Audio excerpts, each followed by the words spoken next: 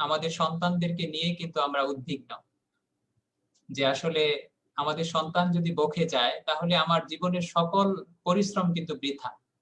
যদি আমার সন্তান যদি মানুষ না হয়, মানুষের মতো মানুষ না হয়, তাহলে কিন্তু আমার সকল শ্রম, আমার জীবনের যত পরিশ্রম আমি করলাম সবকিছু কিন্তু বৃথা হয়ে যায়। যে কারণে সময় থাকতে যেন আমরা সিদ্ধান্ত নিতে পারি, কারণ সময় হারিয়ে যেন আমরা না পস্তাই। যে কারণে আমাদের সাথে আছেন হযরত, ইনশাআল্লাহ আমি 10 থেকে 15টি প্রশ্ন করব। সেই প্রশ্নগুলোর আপনাদের ম্যাক্সিমামেরই অনেকে কমেন্ট সেকশনে তুলে ধরেছেন সেই প্রশ্নগুলোর আলোকে আমরা ইনশাআল্লাহ হযরতের কাছ থেকে উত্তর জানব। করছি পাশাপাশি যারা আমাদের আজকের অনুষ্ঠানটি অবলোকন করছেন সকলকে মোবারক জ্ঞাপন করছি। প্রকৃতপক্ষেই ইসলামী তরিকায় সন্তান লালন পালনের বিষয়টি অত্যন্ত গুরুত্বপূর্ণ এবং তাৎপর্য বহন করে। সত্যিকার অর্থে একজন সফল পিতামাতা ততক্ষণ সফল হবে না যতক্ষণ না তাদের সন্তানগুলোকে আদর্শ সন্তান হিসেবে গড়ে তুলতে না পারবে। আর কোরআন সুন্নাহ ভিত্তিক ইসলামী আদর্শের ছোঁয়া ছাড়া কখনোই আদর্শ সন্তান কল্পনা করা যেতে পারে না। সেজন্য আপনি যে উদ্যোগটি গ্রহণ করেছেন এটা অত্যন্ত মহৎ একটি উদ্যোগ হিসেবে আমি আপনাকে আবারও ধন্যবাদ জ্ঞাপন করছি। আমরা কি অনুষ্ঠানটি শুরু করে ফেলেছি? আচ্ছা, তা আমি এই বিষয়ে কিছু কথা বলি। প্রথমে যে সন্তান কিভাবে লালন পালন করতে হবে, এই ক্ষেত্রে সন্তান লালন পালনের ক্ষেত্রে সুন্দর পরিচ্ছন্ন হৃদয়ের অধিকারী একটি আদর্শ সন্তান গড়ে তুলতে হলে ইসলাম 5 প্রকার তারবিয়ত দিয়েছে। 5টি পদ্ধতি অবলম্বন করতে হবে। তার একটি হলো তারবিয়াতুল ঈমানিয়া, অর্থাৎ ঈমানের তারবিয়ত দিতে হবে সন্তানকে। সেটা কিভাবে? আল্লাহ রাসূল সাল্লাল্লাহু আলাইহি ওয়াসাল্লাম একেবারে মায়ের পেট থেকে জন্মের পর থেকে ইসলাম তারবিয়ত বা লালন পালনের সুস্পষ্ট দিক ও নির্দেশনা দিয়েছে। এই ক্ষেত্রে যে বিষয়টি উল্লেখযোগ্য তা হচ্ছে রাসূল করিম সাল্লাল্লাহু আলাইহি ওয়াসাল্লাম উম্মতকে নির্দেশ করেছেন সন্তান জন্মগ্রহণ করার পরে তাকে পরিষ্কার করার পরে পবিত্র করার পরে সন্তানের দোকানে আজান দিতে হবে। এটা সুন্নতের অন্তর্ভুক্ত এবং এ ব্যাপারে রাসূল করিম সাল্লাল্লাহু আলাইহি ওয়াসাল্লাম ইরশাদ করেছেন যে তোমরা সন্তানকে প্রথম, যে হাদিসের মধ্যে যেটা এসেছে ইমাম হাকিম বর্ণনা করেছেন আব্দুল্লাহ বিন আব্বাস রাদিয়াল্লাহু তাআলা আনহুমা থেকে, তিনি বলেন আল্লাহ রাসূল সাল্লাল্লাহু আলাইহি ওয়াসাল্লাম ইরশাদ করেছেন ইফতাহু আলা সুবিয়ানিকুম আউয়ালা কালিমাতিন বিলা ইলাহা ইল্লাল্লাহ মুহাম্মাদুর রাসূলুল্লাহ সাল্লাল্লাহু আলাইহি ওয়াসাল্লাম। যে সর্বপ্রথম তোমাদের সন্তান ছেলে হোক মেয়ে হোক নবজাতকের কানে প্রথম কালেমা যা উচ্চারণ করবে তোমরা তা হচ্ছে লা ইলাহা ইল্লাল্লাহ মুহাম্মাদুর রাসূলুল্লাহ সাল্লাল্লাহু আলাইহি ওয়াসাল্লাম। তবে যখন আজান দেওয়া হবে, ডান কানে বাম কানে ইকামত দেওয়া হবে, তখন স্বাভাবিকভাবেই সে তাওহীদ ও রিসালাতের মূল বাক্যগুলো শুনবে। মুহাক্কিকিনগণ বলেন যে নবজাতকের কানে, ডান কানে বাম কানে তাকে যখন এই তাওহীদের কথা শোনানো হবে, রাসূলুল্লাহর রিসালাতের পেগাম শোনানো হবে, আজান ও ইকামতের মাধ্যমে তার মন মস্তিষ্কে তাওহীদ ও রিসালাতের বিশ্বাস গেঁথে যাবে। পরবর্তীতে কখনো তার নাস্তিক, অবিশ্বাসী বা সংশয়বাদী হওয়ার সম্ভাবনা থাকে না বা থাকবে না। এটা হচ্ছে প্রথম গুরুত্বপূর্ণ কাজ। তারপর লালন পালনের ক্ষেত্রে আমরা দেখতে পাই আল্লাহর আখেরি নবী মুহাম্মদ সাল্লাল্লাহু আলাইহি ওয়াসাল্লাম ১,৫০০ বছর আগে যে সুমহান আদর্শ আমাদের জন্য রেখে গিয়েছেন, যে কথা আল্লাহ কোরআন কারীমে বলেছেন লাকাদ কানা লাকুম ফি রাসূলিল্লাহি উসওয়াতুন হাসানাহ, নিশ্চয়ই মুহাম্মদ সাল্লাল্লাহু আলাইহি ওয়াসাল্লামের মধ্যেই রয়েছে তোমাদের জন্য সর্বোত্তম আদর্শ। একজন শিশুকে কিভাবে লালন পালন করতে হয় সে শিক্ষাটাও রাসূল করিম সাল্লাল্লাহু আলাইহি ওয়াসাল্লাম দিয়ে গিয়েছেন। আকল আসার আগ পর্যন্ত মুহাক্কিকদের মতে বাচ্চাদের আকল চলে আসে 4 বছরে, অর্থাৎ কিছু বুঝার শক্তি চলে আসে তাদের মধ্যে, এবং 4 বছর থেকেই তাদের আইকিউ, ইন্টেলিজেন্ট কোয়েশ্চন বাড়তে থাকে। অর্থাৎ কোনো কিছু মুখস্থ করা, কোনো কিছু বুঝতে পারা, কোনো কিছু অ্যানালাইসিস করা, অবজার্ভ করার জ্ঞানগুলো চলে আসে। 4 বছরের আগ পর্যন্ত শিশু বাচ্চাদের বা এরপরেও আল্লাহ রাসূল সাল্লাল্লাহু আলাইহি ওয়াসাল্লামের আদর্শ থেকে আমরা দেখতে পাই তাদেরকে সবসময় আনন্দে রাখতে হবে যেন তাদের মানসিক বিকাশ ঘটে। অর্থাৎ তাদেরকে বেহুদা ধমক দেওয়া যাবে না, কারণ তখনও তাদের আকল আসে নাই, পরিপক্কতা আসে নাই। সেজন্য তাদেরকে সবসময় খুশি এবং তাদেরকে আনন্দ দিয়ে রাখতে হবে। এর মাধ্যমে তাদের মনের বিকাশ ঘটবে এবং মেধার বিকাশ ঘটবে। এ ব্যাপারে হাদিসের মধ্যে আমরা দেখতে পাই যে রাসূল করিম সাল্লাল্লাহু আলাইহি সাল্লাম ছোট বাচ্চাদেরকে ভালোবাসতেন। ইয়াতাহাব্বাবু ইলাল আতফাল ওয়া ইয়ালআবু মাআহুম। আল্লাহ রাসূল সাল্লাল্লাহু আলাইহি সাল্লাম বাচ্চাদেরকে দেখলে মুচকে হাসি দিতেন এবং তাদের সাথে রাসূল করিম সাল্লাল্লাহু আলাইহি সাল্লাম কখনো কখনো যেটাকে বলা হয় মাজাক, বৈধ মাজাক, অর্থাৎ এটা নিছক কোনো কৌতুক না, রাসূল করিম সাল্লাল্লাহু আলাইহি সাল্লাম তাদের সাথে যে হাসি খুশি আচরণ দেখাতেন সেখানেও তাদের জন্য থাকতো ব্যাপক শিক্ষা। তো শুধু তাই না, আমরা হাদিসে দেখতে পাই রাসূল করিম সাল্লাল্লাহু আলাইহি সাল্লাম হাসান এবং হোসেন রাদিয়াল্লাহু তাআলা আনহুমাকে এবং আল্লাহ রাসূল সাল্লাল্লাহু আলাইহি সাল্লামের মেয়ের ঘরের নাতনি হযরত উমামা, ওনাকে তাদেরকে আল্লাহ রাসূল সাল্লাল্লাহু আলাইহি সাল্লাম মসজিদ নববীতে নিয়ে যেতেন, এমনকি নামাজের সময় তাদেরকে কাঁধে বসাতেন। কতটা আনন্দ রাসূল করিম সাল্লাল্লাহু আলাইহি সাল্লাম শিশু বাচ্চাদেরকে দিতেন। হাদিসের মধ্যে এসেছে ওয়ায়াজআলুহুম আলা আতিকিহি ফি সালাতিহি ফাইন সাজাদা ওয়াদাআহুম আলাল আরদি ওয়া ইন কামা রাফাআহুম। রাসূল করিম সাল্লাল্লাহু আলাইহি সাল্লাম নামাজ পড়ার সময় এই ছোট বাচ্চাদেরকে, হাসানকে, হোসেনকে, উমামাকে পিঠে চড়িয়ে নিতেন, সাজদা যাওয়ার সময় নামিয়ে দিতেন, উঠার সময় আবার পিঠে উঠাতেন। এর অর্থ কি?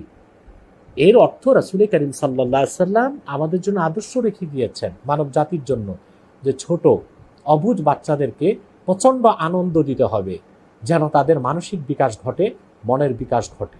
কিন্তু ছোটকালেই যদি কচি মনে আমরা রুক্ষতা, রাগ, প্রচণ্ড গুসা, ক্রোধ এগুলো প্রকাশ করি তাদের সাথে, তাহলে এগুলো তাদের মানসিকভাবে ক্ষতিগ্রস্ত করবে। তারাও তখন ছোটকাল থেকে গড়ে উঠবে অ্যাগ্রেসিভ হিসেবে এবং তাদের অ্যাটিটিউড অনেকটা রুক্ষ হয়ে যাবে।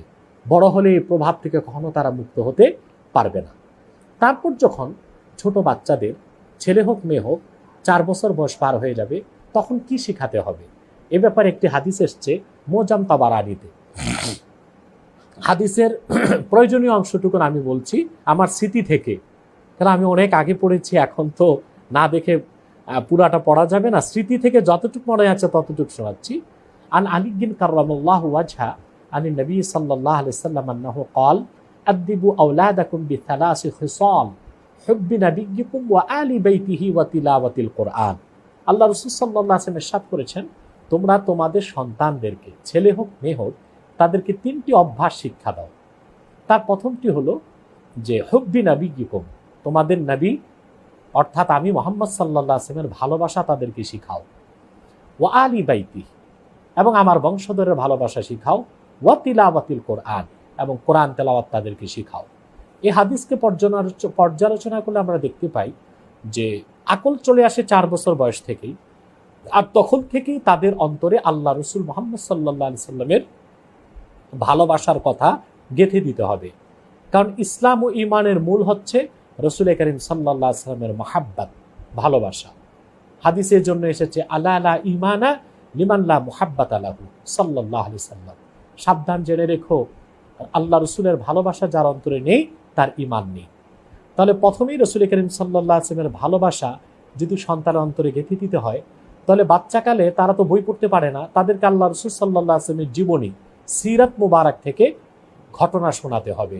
উহুদ যুদ্ধের কথা, বদর যুদ্ধের কথা, আল্লাহ রাসূল সাল্লাল্লাহু আলাইহি সাল্লামের বাল্যকালের কথা, আল্লাহ রাসূল সাল্লাল্লাহু আলাইহি সাল্লামের হিজরতের কথা, আল্লাহর তাওহীদ ও দ্বীনকে প্রতিষ্ঠা করতে যে আল্লাহ রাসূল মুহাম্মদ সাল্লাল্লাহু আলাইহি ওয়াসাল্লাম কতটুকু কষ্ট করেছেন, বিশেষ করে গোটা বিশ্ব মানবতার কল্যাণে ও মুক্তির জন্য আল্লাহ রাসূল মুহাম্মদ সাল্লাল্লাহু আলাইহি ওয়াসাল্লাম যে দ্বীন ইসলাম নিয়ে এসেছেন আল্লাহর পক্ষ থেকে মুহাম্মদ সাল্লাল্লাহু আলাইহি ওয়াসাল্লাম, এই কথাগুলো তাদেরকে বসিয়ে বসিয়ে শোনাতে হবে।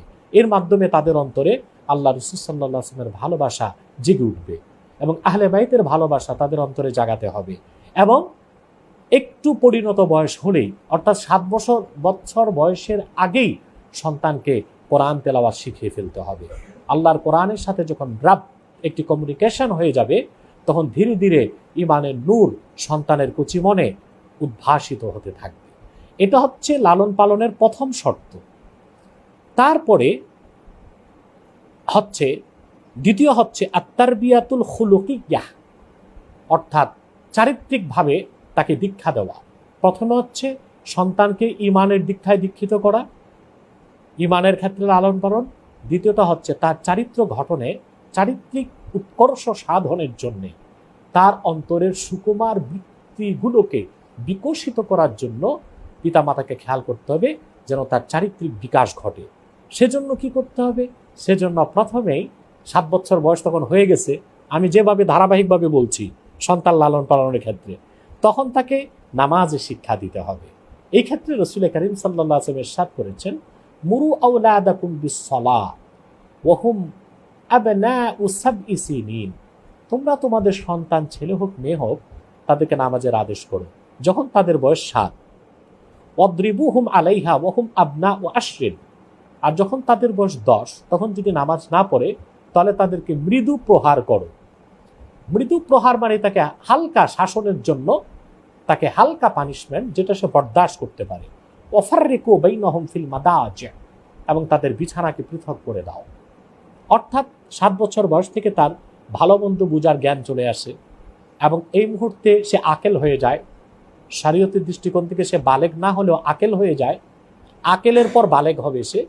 আকেল হয়ে যাওয়ার পর তাকে নামাজের দীক্ষা দিতে হবে। 5 ওয়াক্ত নামাজের জন্য তাকে প্রেশার ক্রিয়েট করতে হবে এবং তাকে বুঝিয়ে শুনিয়ে নামাজে অভ্যস্ত করতে হবে। এটা হচ্ছে তারবিয়াতুল খুলুকিয়্যাহ। এই তারবিয়াতের মধ্যে আরও রয়েছে মানুষের ভালো কথা শিক্ষা দেওয়া, সত্য কথা শিক্ষা দেওয়া, পরনিন্দা পরচর্চা না করা। কিন্তু আমাদের দেশে এইভাবে আমরা সন্তানকে লালন পালন করছি না, বরং সোশ্যাল মিডিয়ার কুফলতার কারণে এবং অপসংস্কৃতির কারণে আমাদের ছোট ছোট বাচ্চারা ছোটকাল থেকেই মিথ্যা শিখে, হিংসা বিদ্বেষ শিখে, কিভাবে একজন আরেকজনকে মেরে কুপুকাত করতে হয় এগুলো শেখানো হচ্ছে আমাদের অপসংস্কৃতির মাধ্যমে এবং আমাদের অপসংস্কৃতি চর্চার মাধ্যমে। অথচ এই বয়সটিতে সন্তানকে শেখানো হবে যে উত্তম চরিত্র কিভাবে সে ধারণ করবে। কারণ 7 বছর বয়স থেকে 11-12 পর্যন্ত এটাকে টিন এজ ধরা হয়, সবচেয়ে রিস্কি পিরিয়ড সন্তানের জন্য। এই সময়টিতে তার চরিত্রের দিকে সবচেয়ে বেশি লক্ষ্য রাখতে হবে।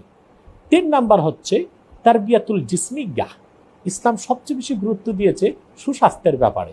এজন্য সন্তানকে এই সময় ফিজিক্যাল এক্সারসাইজ করাতে হবে যেন সে ধীরে ধীরে সুঠাম দেহ নিয়ে গড়ে উঠতে পারে। যে সন্তানগুলো বাল্যকাল থেকে ফিজিক্যাল এক্সারসাইজ করবে না, দেখা যাবে তারা ধীরে ধীরে তাদের শরীরে মেদ জমে যাবে, তাদের মধ্যে অলসতা চলে আসবে, তাদের মধ্যে কর্ম উদ্দীপনা থাকবে না, সজীবতা থাকবে না। তখন সে ভালো পড়াশোনা করতে পারবে না, ভালো ছাত্র হতে পারবে না। এই জন্য ইসলাম যথেষ্ট গুরুত্ব দেয় সুস্বাস্থ্যের ব্যাপারে। একজন মানুষকে যদি সে দ্বীনের কর্মী হতে চায় বা আল্লাহ তাআলার নেককার বান্দা হতে চায়, তাকে প্রচণ্ড কর্মঠ হতে হবে। কারণ অকর্মণ্য এবং অলস মানুষ তো তারাবির নামাজ পড়বে না, অকর্মণ্য অলস মানুষ জামাতে যে নামাজ পড়বে না, অকর্মণ্য অলস মানুষ তো ফজর নামাজের সময় ঘুম থেকে উঠে নামাজ পড়তে যাবে না। সেজন্য প্রয়োজন সুস্বাস্থ্য, সেজন্য প্রয়োজন কর্ম উদ্দীপনা থাকা, সেজন্য দেহে স্টেমিনা প্রচুর থাকতে হবে, সেজন্য ফিজিক্যাল এক্সারসাইজ বা যাকে রিয়াজাত বলা হয়, রিয়াজাতুল আবদান, অর্থাৎ তাকে বডি বিল্ডার্স হিসেবে বা এক্সারসাইজ করে সুস্বাস্থ্য বা কর্মঠ হিসেবে সন্তানকে গড়ে উঠতে হবে। এ ব্যাপারে রাসূল করিম সাল্লাল্লাহু আলাইহি ওয়াসাল্লামের হাদিস আছে, আল মুমিনুল কাওয়িয়্যু খায়রুন ওয়া আহাব্বু ইলাল্লাহি মিনাল মুমিনিদ দাঈফ। একজন অসুস্থ এবং দুর্বল মুমিন থেকে একজন কর্মঠ সুস্বাস্থ্যের অধিকারী মুমিনের আল্লাহর কাছে অধিক প্রিয়। কারণ অলস, অকর্মণ্য এবং যারা শক্তিহীন, মেধাহীন, তাদের দ্বারা দিনের খুব একটা কাজ হয় না, বরং সমাজের জন্য তারা বোঝা হয়ে থাকে। সেজন্য সন্তানকে অবশ্যই রাতে খাওয়া দাওয়ার পর একটু এক্সারসাইজের অভ্যাস গড়ে তুলতে হবে, সকালে ফজর নামাজের পর একটু হাঁটাহাঁটির অভ্যাস গড়ে তুলতে হবে, বিকেলে শরীয়তের পদ্ধতি রক্ষা করে সে খেলাধুলা করতে পারে একটু, যেন তার শরীর চর্চার মাধ্যমে তার দৈহিক সুঠাম দেহের সে অধিকারী হতে পারে। 4 নাম্বার হচ্ছে তারবিয়াত বা লালন পালনের ক্ষেত্রে আত-তারবিয়াতুল আকলিয়্যাহ। অর্থাৎ সন্তান ধীরে ধীরে বড় হবে আর তার চিন্তার ক্ষেত্রকে প্রসারিত করতে হবে পিতামাতাকে। অর্থাৎ আল্লাহর সৃষ্টি নিয়ে সে চিন্তা করবে, মানুষকে নিয়ে সে চিন্তা করবে, পৃথিবীকে নিয়ে সে চিন্তা করবে।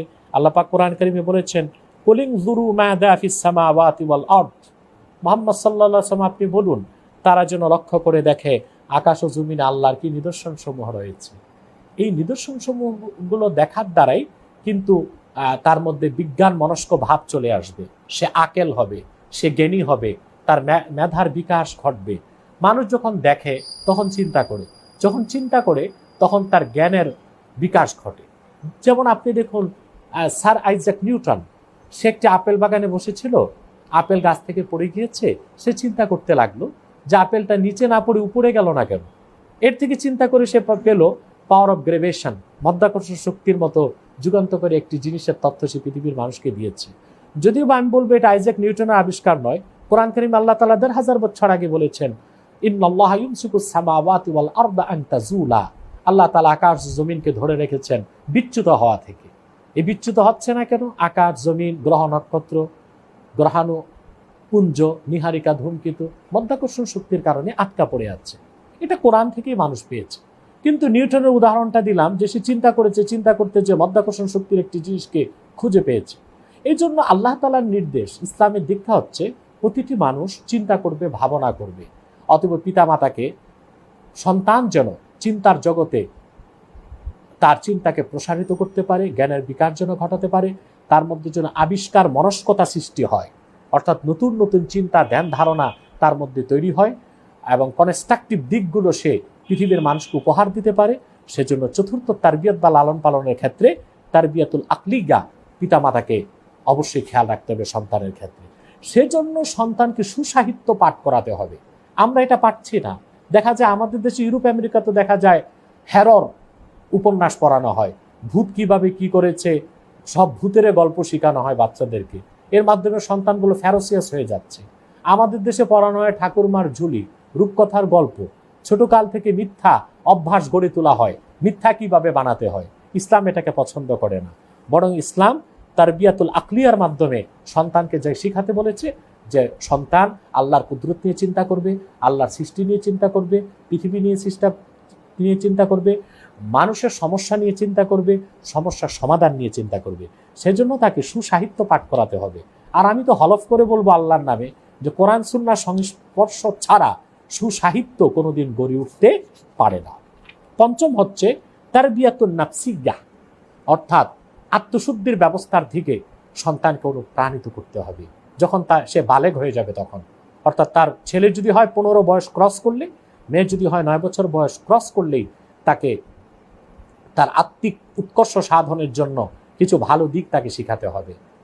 নফসের জন্য ক্ষতিকারক যে দিকগুলো আছে, ক্রোধ, হিংসা, মিথ্যা, গীবাত, পরনিন্দা, পরচর্চা, এগুলোর কুফলতা তাকে বুঝাতে হবে। ভালোবাসা, প্রেম, প্রীতি, ভালোবাসা, মহাব্বত, মানুষের সাথে সত্য কথা বলা, পরনিন্দা, পরচর্চা ত্যাগ করা, এই ভালো অভ্যাসগুলো তাকে শেখাতে হবে, যার মাধ্যমে তারবিয়াতুন নাফসিয়্যাহ বা তার আত্মিক উৎকর্ষ সাধন হবে। এরপরে যখন সে পড়াশোনায় প্রবেশ করবে, অবশ্যই সন্তানকে, সে যদি জেনারেল শিক্ষায় শিক্ষিত হতে চায় সমস্যা নেই, কিন্তু এই 5টি তারবিয়তের মাধ্যমে তাকে ঈমান ও ইসলামের একটি কাঠামোতে নিয়ে আসা হলো। ঈমান ও ইসলামের একটি স্ট্রাকচারে আনার পর বড় হয়ে সে যা কিছু পড়ুক, হোক সে ব্যারিস্টার, হোক ম্যাজিস্ট্রেট, হোক ডাক্তার, হোক বিজ্ঞানী, হোক প্রফেসর, যাই হোক, সে আল্লাহর দিন থেকে সরে দাঁড়াবে না। দিনের পক্ষে কাজ করতে না পারলেও দিনের বিপক্ষে তার অবস্থান কখনো হবে না। আশা করি আমি সংক্ষেপে কথাগুলো আপনাদের সামনে তুলে ধরতে পেরেছি। জি, জাযাকাল্লাহ। আসলে অনেকগুলো প্রশ্নের উত্তর আমার এখানে চলে আসছে, তারপরে আমি শর্ট করে একটু বলি। আমরা চাইল্ড সাইকোলজিস্টগণ বলেছেন, বাচ্চাদের যদি আপনি অধিক শাসন করেন তাহলে সে ইনডিসিপ্লিন হয়ে যাবে। এই ক্ষেত্রে ইসলামিক প্যারেন্টিং কি পরামর্শ দেয়? জি, ধন্যবাদ আপনাকে আনসার সাহেব। প্রশ্ন করার আগেই মনে উত্তরটি আমি দিয়ে ফেলেছি আমার মূল বক্তব্যে। তারপর আমি আরেকটু বর্ধিত অংশ বলে দিচ্ছি যে ইসলাম সবসময় শিশু বাচ্চাদের আকল আসার আগে তাদেরকে শাসন করার পক্ষে সম্মতি দেয় না, বরং তাদেরকে আমরা আল্লাহ রাসূল সাল্লাল্লাহু আলাইহি সাল্লামের উসওয়ায়ে হাসানা থেকে যা শিখি যে কচি শিশু, একেবারেই ছোট বাচ্চাদেরকে সবসময় আনন্দে রাখতে হবে, যেন তাদের মানসিক বিকাশ ঘটে, আত্মিক বিকাশ ঘটে।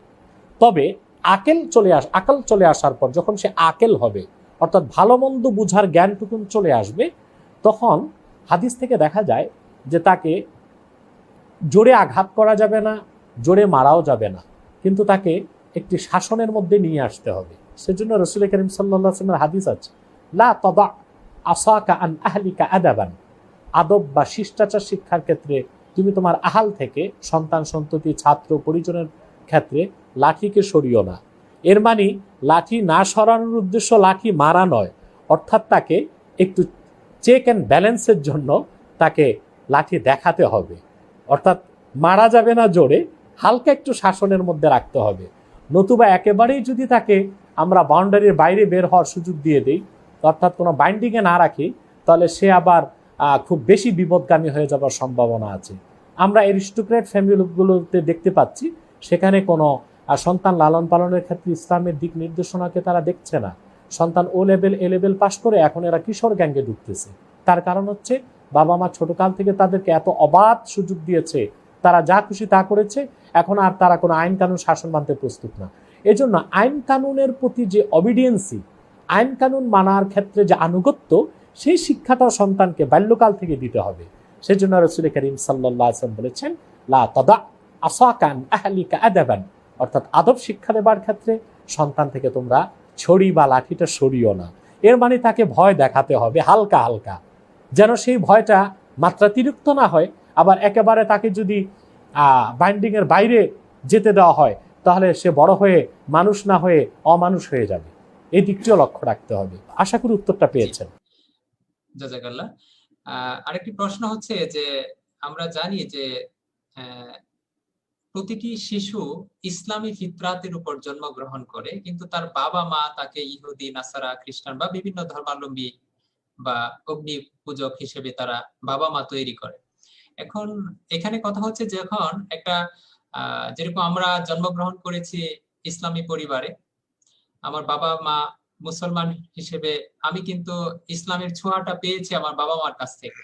তো একটা শিশু যখন অন্য ধর্মে জন্মগ্রহণ করে, তো যেহেতু জন্মের উপর কারো হাত নেই, যখন অন্য কোনো ধর্মে জন্মগ্রহণ করে, তার তো ইসলাম ধর্মে অর্থাৎ এই ইসলামের সুশীতল বাণীগুলো খুব সহজে পাওয়া এবং এগুলো মেনে চলা এবং সে ধর্মে ধাবিত হওয়ার চান্সটা খুব কম থাকে আলটিমেটলি।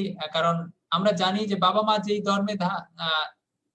যেই ধর্ম পালন করে, সন্তানও দেখা যায় সেটাই ছোট কাল থেকে শিখে, যেটা আপনি ইতিপূর্বে আলোচনা করে আসতেছেন যে আসলে পরিবার থেকে কিন্তু আমরা অনেক কিছুই শিখি। তো আলটিমেটলি খুব রেয়ার দেখা যায় যখন অন্য ধর্ম থেকে আমাদের মুসলিম ধর্মে আসে। কিন্তু আসলে যে জন্মের উপর যে আল্লাহ তাআলা জন্মগ্রহণ করাইলেন কাউকে মুসলমান হিসেবে, কাউকে অন্য ধর্ম হিসেবে, তাহলে এইখানে কি আসলে যাকে অন্য ধর্মে জন্মগ্রহণ করলেন তার উপর কি আল্লাহ পাকের অনুগ্রহটা কম হলো না? বিষয়টা এটা আমার স্পেশাল একটা প্রশ্ন। আচ্ছা আচ্ছা, সুন্দর প্রশ্ন করেছেন। আর এই প্রশ্নটা আপনার জেগেছে এই জন্যই যে সংশয়বাদীগণ এইরকম প্রশ্ন করে থাকেন, যার মাধ্যমে তারা মানুষের মধ্যে সন্দেহ বা সংশয়ের বীজ বপন করতে চান। উত্তরটা আমি দিচ্ছি আপনাকে তাফসির, হাদিস এবং ইলমে তাসাউফ, মারিফতের দৃষ্টিকোণ থেকে। প্রথম কথা হচ্ছে যে আল্লাহ তাআলা সৃষ্টিগতভাবে আমাদের প্রতিটি মানুষকে স্বাধীনতা দিয়েছেন। আমাদেরকে আল্লাহ তাআলা পরাধীন রেখে সিদ্ধান্ত গ্রহণের সুযোগ দেননি, মানে একেবারেই উন্মুক্ত পরিবেশে আমাদেরকে স্বাধীনতা দিয়েছিলেন। সেটা হলো আত্মার জগতে। আল্লাহ পাক কোরআন কারীমে সূরাতুল আরাফে 172 নম্বর আয়াতে বলেছেন, ওয়াইদ আখাযা রাব্বুকা মিন বানি আদামা মিন যুহুরিহিম যুররিয়াতাহুম ওয়া আশহাদাহুম আলা আনফুসিহিম আলাস্তু বিরাব্বিকুম। স্মরণ করো যখন মুহাম্মদ সাল্লাল্লাহু আলাইহি ওয়াসাল্লাম, আপনি স্মরণ করুন যখন আপনার রব আল্লাহ তাআলা আদম সন্তানদের পৃষ্ঠদেশ থেকে তাদের বংশধরদেরকে, সন্তান সন্ততিদেরকে বের করে এনেছেন আত্মার জগতের কথা। রূহগুলোকে লক্ষ্য করে আল্লাহ তাআলা প্রশ্ন করেছেন, ওয়া আশহাদাহুম আলা আনফুসিহিম, এবং আল্লাহ নিজের ক্ষেত্রে প্রত্যেক আত্মার সাক্ষী গ্রহণ করেছেন, রূহগুলো সাক্ষী গ্রহণ করেছে। প্রশ্ন করেছিলেন, আলাস্তু বিরাব্বিকুম, আমি কি তোমাদের রব নই? ক্বালু বালা, তারা বলেছে হ্যাঁ, শাহিদনা, আমরা সাক্ষ্য দিয়েছি। কেন সাক্ষী দিয়েছি সে কথাটি আল্লাহ সুবহানাহু ওয়া তাআলা স্পষ্ট করে দিয়েছেন যে আন তাকুলু ইয়াউমাল কিয়ামাতি ইন্না কুন্না আন হাযা গাফিলিন। কিয়ামতের দিন যেন কোনো ধর্মের মানুষ এই অজুহাত পেশ করতে না পারে যে আল্লাহ আপনাকে সাক্ষী দেবার ক্ষেত্রে, আপনার রুবুবিয়াতের ক্ষেত্রে, আপনার একত্বের ক্ষেত্রে আমরা ওয়াকিফাল ছিলাম না। তার মানে কি দেখা যাচ্ছে? আত্মার জগতে প্রতিটি আত্মাই আল্লাহর একত্বের সাক্ষী দিয়েছে, মুহাম্মদ সাল্লাল্লাহু আলাইহি ওয়াসাল্লামের রিসালাতের সাক্ষী দিয়েছে। কারণ তাফসীরের কিতাবগুলোতে দেখা যায় আল্লাহ পাক যখন প্রশ্ন করেছেন আলাস্তু বিরাব্বিকুম, আমি কি তোমাদের রব নই, কোনো আত্মার এই প্রশ্নের উত্তর জানা ছিল না। সর্বপ্রথম এই প্রশ্নের উত্তর আত্মার জগতে দিয়েছেন মুহাম্মদ সাল্লাল্লাহু আলাইহি ওয়াসাল্লাম। বালা, হ্যাঁ আল্লাহ তুমি আমার রব। আল্লাহ রসুল মুহাম্মদ সাল্লাল্লাহু আলাইহি ওয়াসাল্লামের সাক্ষী শুনে সকল নবীগণের আত্মা সাক্ষী দিয়েছেন। তাহলে দেখা যায় আত্মার জগতে স্বাধীন ছিলাম আমরা, সেই স্বাধীন জায়গায় স্বাধীন মনে আমরা আল্লাহর একত্বের সাক্ষী দিয়েছি, মুহাম্মদ সাল্লাল্লাহু আলাইহি ওয়াসাল্লামের রিসালাতের সাক্ষী দিয়েছি।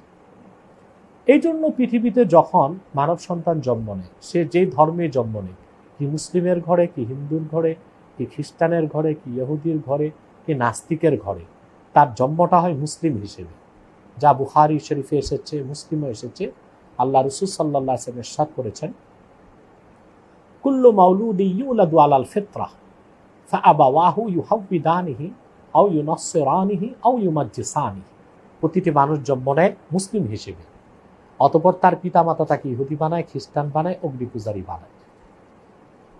তাহলে দেখা যায় মুসলিম হিসেবে আমরা জন্ম নিচ্ছি। প্রতিটি মানুষকে আল্লাহ পৃথিবীতে পাঠাচ্ছেন মুসলিম হিসেবে, কিন্তু তার পরিবেশ পারিপার্শ্বিকতা তাকে দেখা যাচ্ছে খ্রিস্টান, ইহুদি, অগ্নি পূজারী বানাচ্ছেন। এই ক্ষেত্রে আল্লাহ তাআলাকে আপনি দোষ দিতে পারবেন না। জন্মটা যেই পরিবারই হোক, যেই গোত্রেই হোক, যেই ধর্মেই হোক, আল্লাহ তাআলা প্রতিটি মানুষকে আকলে সালিম দিয়েছেন, জ্ঞান দিয়েছেন, বুদ্ধি দিয়েছেন এবং হেদায়েতের সঠিক পথ দেখিয়েছেন। আল্লাহ পাক কোরআন কারীমে বলেছেন, ইন্না খালাকনাল ইনসানা মিন নুতফাতিন আমশাজ নাবতালিহি ফাজআলনাহু সামিআন বাসীরা ইন্না হাদাইনাহু সাবিলা ইম্মা শাকিরা ওয়া ইম্মা কাফুরা। আমি মানুষকে তৈরি করেছি স্বামী ও স্ত্রীর মিশ্রিত বীর্য থেকে। আমি তাকে পরীক্ষা করতে চাই, পরীক্ষা করার জন্য। সেজন্য আমি তাকে করেছি চক্ষুষ্মান এবং তাকে দিয়েছি শ্রবণ শক্তি। আল্লাহ পাক বলে, ইন্না হাদাইনাহু সাবিলা, এবং সঠিক পথ কোনটি তা আমি তাকে প্রদর্শন করেছি। ইম্মা শাকিরা ওয়া ইম্মা কাফুরা, অতঃপর হয়তোবা সে কৃতজ্ঞতা স্বীকার করে মুমিন হবে, কিংবা নাশুকরি বা অকৃতজ্ঞতা পোষণ করে কাফের হবে। তাহলে আল্লাহ তাআলা সঠিক পথ, সত্য পথ সবার জন্য উন্মুক্তভাবে দেখিয়েছেন। এরপর সে পথ গ্রহণ করা না করা, এটার দায় বান্দাকেই বহন করতে হবে, মহান আল্লাহ তাআলা দায় বহন করবেন না। তৃতীয় যে বিষয়টি, উল্লেখযোগ্য বিষয় হচ্ছে যে আপনি লক্ষ্য করুন, মুসলমানের ঘরে জন্মগ্রহণ করলেই কেউ মুসলিম হিসেবে মৃত্যুবরণ করবে এমন গ্যারেন্টি তো নেই। দেখুন, মুসলমানের ঘরে জন্মগ্রহণ করে আপনি বাংলাদেশের পরিস্থিতিতে দেখুন, আমি বৈশ্বিক কথা বলছি না, বাংলাদেশের ক্ষেত্রে দেখুন, অসংখ্য মুসলমানের ঘরে জন্ম নেওয়া সন্তানগুলো নাস্তিক হচ্ছে, ব্লগার হচ্ছে, সংশয়বাদী হচ্ছে, কাফের হচ্ছে, অবিশ্বাসী হচ্ছে। উল্টো ইউরোপ আমেরিকাতে দেখেন, যারা জেনারেশন বাই জেনারেশন ইহুদি খ্রিস্টান, তারা ইসলামের সুশীতল ছায়াতলে আশ্রয় গ্রহণ করছে। আপনি দ্য রিবার্টস একটি বই আছে, এটা ইন্টারনেটে পিডিএফ বের করে পড়বেন, সেখানে দেখতে পাবেন যে ইউরোপ আমেরিকাতে অসংখ্য ইহুদি খ্রিস্টান মুসলিম হয়ে যাচ্ছে কোরআন কারীমের 1 পৃষ্ঠা 2 পৃষ্ঠা পড়ে। ক্যামব্রিজ বিশ্ববিদ্যালয়ের ম্যাথামেটিক্স ডিপার্টমেন্টের যিনি চেয়ারম্যান, তিনি মুসলমান হয়ে গিয়েছেন কোরআন কারীমের শুধু সূরা ফাতিহাটা পড়ে। তিনি বলেন, আমার মিশরের এক ছাত্র আমাকে কোরআন কারীম উপহার দিল, ইংলিশ ট্রান্সলেশনের, ইংলিশ ভার্সন। আমি এটা রেখে দিলাম, কোনোদিন কোরআন কারীম স্পর্শ করে আমি পড়লাম না। তা আমি যখন ফ্ল্যাট চেঞ্জ করেছি, তখন আমার বাড়ির সবগুলো বই ছাত্ররা নিয়ে আমার এক ফ্ল্যাট থেকে আরেক ফ্ল্যাটে দিল। রাতে আমি সে খালি বাড়িতে শুতে গেলাম, অবাক হয়ে দেখলাম সবগুলো বই স্থানান্তরিত হয়েছে, কিন্তু মিশরীয় ছাত্রের দেওয়া কোরআন কারীম কেন যেন তার স্থানান্তর করেনি, রেখে দিয়েছে আমার বুক সেলফ। এখন সারা রাত আমার ঘুম আসতেছে না, ভাবলাম কোরআন কারীমে কি আছে আমি তো পড়ে দেখলাম না। আমি কোরআন কারীম হাতে নিলাম যে পড়তে পড়তে একটু ঘুমানো যায় কিনা। কোরআন কারীম হাতে নিয়ে আমি ভাবলাম এটা হয়তো বা বাইবেল, ওল্ড টেস্টামেন্ট, নিউ টেস্টামেন্টের মতো কিছু গল্প কাহিনীতেই ভরপুর, কিছু অসংলগ্ন কথা আছে, নিশ্চয়ই এর মধ্যে কিছু পুরাণ কথা আছে, কিছু ধর্মীয় কাহিনী ছাড়া কিছু নাই। কিন্তু আমি কোরআন কারীম হাতে চরম তাচ্ছিল্যের সাথে ঘুমাবার জন্য শুধু পড়তে চাইলাম, যেন ঘুমটা জলদি আসে। প্রথমে আমি খুললাম, খুলে দিকে সূরা ফাতিহা। সেখানে মহান স্রষ্টা আল্লাহ তাআলার প্রশংসা, আলহামদুলিল্লাহি রাব্বিল আলামিন আর রহমানির রহিম মালিক ইয়াউমিদ্দিন, আল্লাহর সর্বশ্রেষ্ঠত্বের কথা, রুবুবিয়তের কথা, তার দয়ার কথা, তিনি রহমান, তিনি রহিম, তিনি রব, এগুলো আসছে। তা আমি কল্পনা করতেছি এরপর মনে হয় কয়েক পৃষ্ঠা চলবে শুধু রবের গুণকীর্তন, স্রষ্টার গুণকীর্তন। হঠাৎ দেখি প্রসঙ্গ চেঞ্জ, ইয়্যাকা না'বুদু ওয়া ইয়্যাকা নাস্তাইন, আমরা একমাত্র তোমারই ইবাদত করি, একমাত্র তোমারই কাছে সাহায্য চাই। আমি অবাক হয়ে গেলাম, হঠাৎ প্রসঙ্গ কেন চেঞ্জ হয়ে গেল। এবার ভাবলাম এখন ইবাদতের কথাই চলবে 3-4 পৃষ্ঠা, হঠাৎ করে দেখি প্রসঙ্গ চেঞ্জ, ইহদিনাস সিরাতাল মুস্তাকিম, মহান মালিকের কাছে প্রার্থনা করা হচ্ছে তুমি আমাদেরকে সহজ সরল পথ দেখাও। আমি তখন স্পষ্ট হয়ে গেলাম কোরআন গতানুগতিক কাহিনী নির্ভর কোনো ধর্মগ্রন্থ নয়, এটা সরাসরি মহান আল্লাহর পক্ষ থেকে মানব জাতির জন্য মেসেজ হিসেবে এসেছে। হযরত মুহাম্মদ সাল্লাল্লাহু আলাইহি সাল্লামের মাধ্যমে গোটা বিশ্ব মানবতার কল্যাণে এই কোরআন নাজিল হয়েছে। শুধু সূরা ফাতিহা পড়েই সেই ক্যামব্রিজের শিক্ষক পরের দিন বিশ্ববিদ্যালয়ে যে কালেমা শাহাদা পড়ে মুসলমান হয়ে গেছে। এখন আপনি অবাক হবেন, আমাদের দেশে মুসলমান ঘরে জন্ম নিয়ে মানুষগুলো, অসংখ্য যুবক বিশ্ববিদ্যালয়ের বারান্দা পার হতে না হতে নাস্তিক হয়ে যাচ্ছে। আরজ আলী মাতুব্বুরের মূর্খ ক্লাস 5 পাস, তার 8-10টা বই পড়ে নাস্তিক হয়ে যাচ্ছে। আর ক্যামব্রিজ বিশ্ববিদ্যালয়ের ম্যাথামেটিক্স ডিপার্টমেন্টের একজন চেয়ারম্যান, গণিতের শিক্ষক, তিনি কোরআন কারীম 1 পৃষ্ঠা পড়ে মুসলমান হয়ে গিয়েছে। অতএব কে কোন ধর্মে জন্মগ্রহণ করলো সেটা দেখার বিষয় নয়। হেদায়েত যে দিন ইসলাম, এটা সমুজ্জ্বল সূর্যের মতো, এটা সবাই দেখতে পায়। মানুষও দেখে, পশু পাখিও দেখে, বাদুরও দেখে, পেঁচাও দেখে, কিন্তু সূর্যের উপকার কে গ্রহণ করবে কে গ্রহণ করবে না সেটা ভিন্ন বিষয়। অতএব শুধুমাত্র অমুসলিমদের ঘরে জন্ম নেবার কারণে কেউ ইসলাম গ্রহণ করতে প্রতিবন্ধকতা সৃষ্টি হবে, এটা কোনো কথা নয়। বরং সে কোরআন কারীমের দাওয়াত যদি তার কাছে পৌঁছে, সে যেই ধর্মেরই হোক, সে সুস্পষ্টভাবে বুঝতে পারবে যে ইসলামই একমাত্র আল্লাহ পর্যন্ত পৌঁছার জন্য, পরকালে মুক্তির জন্য আল্লাহ কর্তৃক প্রদত্ত প্রতিষ্ঠিত জীবন বিধান। অতএব এটা মুসলিমের সন্তান যেভাবে আকল চলে আসলে বুঝতে পারে, অমুসলিমের সন্তানও আকল চলে আসার পর ইসলামের দাওয়াত যদি তার কাছে পৌঁছে সে বুঝতে পারবে। এখন একটি প্রসঙ্গ আসে যে পৃথিবীতে কিছু মানুষ আছে, কিছু জনপদ আছে যেখানে ইসলামের দাওয়াত পৌঁছেনি।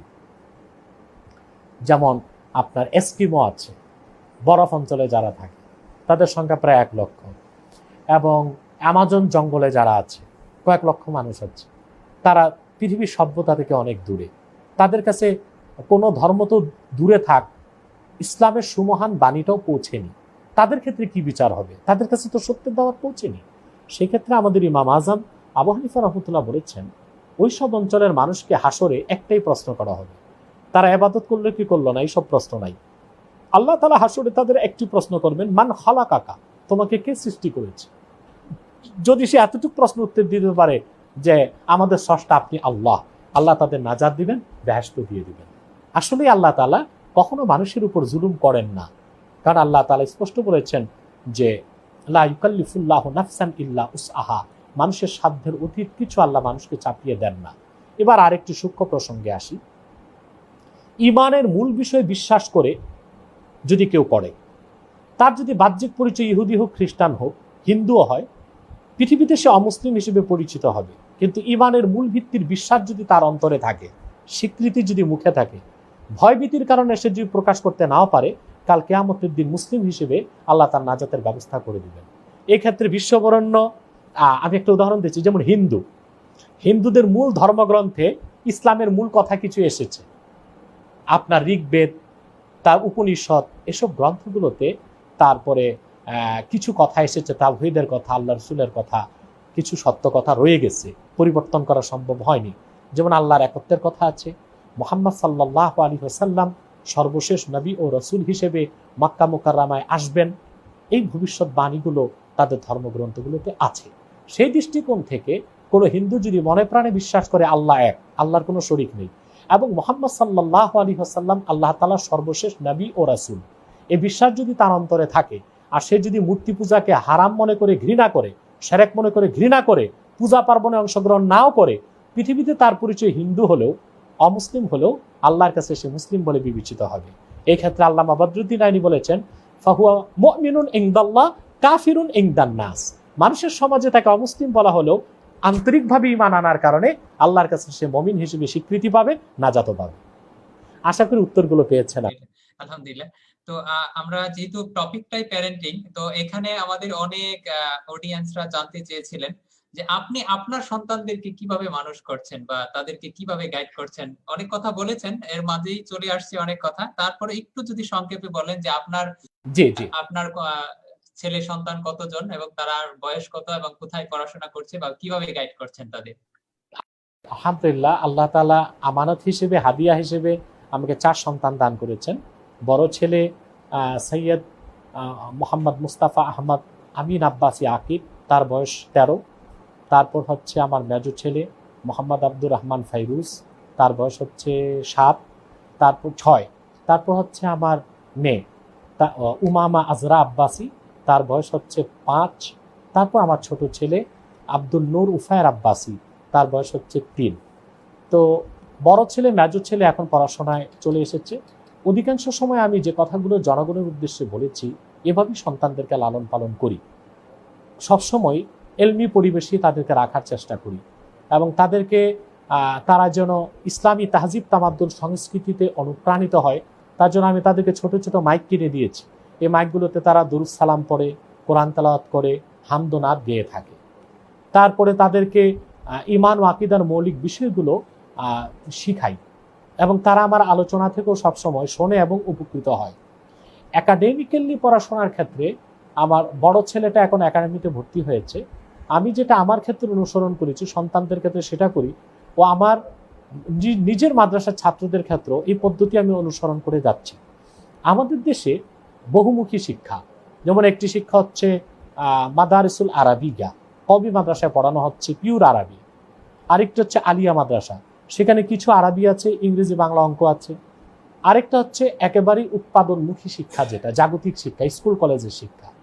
এখন সন্তানকে তো কোনোভাবেই 3টি শিক্ষায় শিক্ষিত করা যাবে না। সেজন্য আমি ব্যক্তিগত জীবনে পিওর স্কুল কলেজে পড়েছি, কলেজে পড়াশোনা করে আমি মাদ্রাসায় প্রবেশ করেছি। সেজন্য ভাষা জ্ঞান এবং বিজ্ঞানের বিভিন্ন শাখার যে বেসিক নলেজ এগুলো আমি পেয়েছি স্কুল কলেজ থেকে আলহামদুলিল্লাহ। যে কারণে আমি কোরআন হাদিস পড়ার মাধ্যমে বৈজ্ঞানিক ভুল ত্রুটি বা বর্তমান মানবযুক্ত শিক্ষার যে ভুল ত্রুটি অসারতা তা খুব সহজে বুঝতে পারি। সেজন্য আমার সন্তানদেরকে সেভাবে পড়াচ্ছি, তারা কোরআন তেলাওয়াত শিখে, কোরআন তেলাওয়াত করে, আকায়েদের উপর বিষয়গুলো তাদেরকে শেখানো হচ্ছে, পাশাপাশি স্কুলে পড়াশোনা করছে এবং একটি পর্যায়ে এইচএসসি পাস করার পর তাদেরকে আবার আমি পুরোপুরি কনভার্ট করে দিব পিওর আরবিতে। সেখানে তারা দারা পাস করবে, ইফতা পাস করবে, কম্পারেটিভ রিলিজিয়ান যেটা মুকারানাতুল আদিয়ান, যেটা এখন সবচেয়ে বেশি দরকার তুলনামূলক ধর্মতত্ত্বে, এটা আমি পড়াবো আমার সবগুলো সন্তানকে ইনশাআল্লাহ নিয়ত করে রেখেছি। তারপরে আবার জেনারেলে তাদেরকে তার জন্য উচ্চ ডিগ্রিধারী হয় সেদিকটিও লক্ষ্য রাখবে ইনশাআল্লাহ। তো একটি প্রশ্ন, যে যদি কোনো অমুসলিম সন্তান বালেগ বা বালেগা হওয়ার পূর্বে মৃত্যুবরণ করে তো তার কি অবস্থা হবে, তার হিসাব নিকাশের ব্যাপারটা কি হতে পারে? কারণ সে তো কোনো চান্সই পেল না ইসলামের। তার ক্ষেত্রে তো আমি একটি হাদিস বললাম যে কুল্লু মাউলুদিন ইউলাদু আলাল ফিতরা, প্রত্যেক মানব সন্তান ইসলামের উপর জন্মগ্রহণ করে, বালেগ হওয়ার আগে তার মৃত্যু হলে সে নির্দোষ প্রমাণিত হবে এবং আল্লাহ তাকে নাজাত করে দিবেন। আলহামদুলিল্লাহ। তো সন্তানদেরকে কি কি বই পড়ে? যে অনেক সন্তানরা আছে যারা জেনারেল লাইনে পড়াশোনা করাচ্ছে, এখন একটা লেভেলে তারা চলে গেছে, কিন্তু এখন তো ইচ্ছে করলেই তাদেরকে দেখা যাচ্ছে যে মাদ্রাসায় দিনী শিক্ষার জন্য মাদ্রাসায় অ্যাডমিশন করাতে পারছেন না। তো এখন তাদেরকে কি ধরনের বই পড়লে বা তাদেরকে কিভাবে গাইড করলে যেন বাবা মা যেন তাদেরকে এভাবে গাইড করলে যেন সেই ইসলামের সুমহান বাণীগুলো যেন তারা বুঝতে পারে, এই মর্মে যদি কিছু বলেন। জি, খুব চমৎকার প্রশ্ন করেছেন। আমার কাছে অনেক জেনারেল শিক্ষিতরা আসেন যাদের খুব আগ্রহ মাদ্রাসায় পড়বেন, কিন্তু বয়সের কারণে কিংবা পারিপার্শ্বিক কারণে এটা হয়ে ওঠে না। সেক্ষেত্রে আমি বলবো যে একাডেমিক্যালি পড়াশোনা করে আলেম হবার তো সুযোগ নেই, সবাইকে আলেম হতে হবে এটা শর্ত নেই। তবে ইসলামের যে বেসিক নলেজ, ইমান ও আকীদাকে ঠিক করার জন্য ইসলামী জিন্দিগি, নেজামি ইসলাম যেটা, ইসলামের দাস্তুরে নেজাম যেটা, ইসলামিক লাইফ স্টাইল, সেটাকে যেন সে ধারণ করে চলতে পারে।